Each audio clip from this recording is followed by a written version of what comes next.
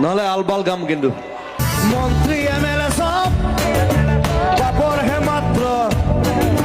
দেখিবলে খাদ্য আসলতে শব্দ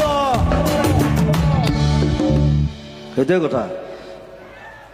মই কৈছে মন্ত্ৰী এমএলএ সব পাপৰ টাইপ মানে এটা আচলতে হীৰেণ ভট্টই কৈছিলে মোক বহুত দিন আগতে যে পাপৰটো দেখিবলৈ খাদ্য আচলতে শব্দ তো মই চিন্তা কৰিলোঁ হয় এইটো কথাটো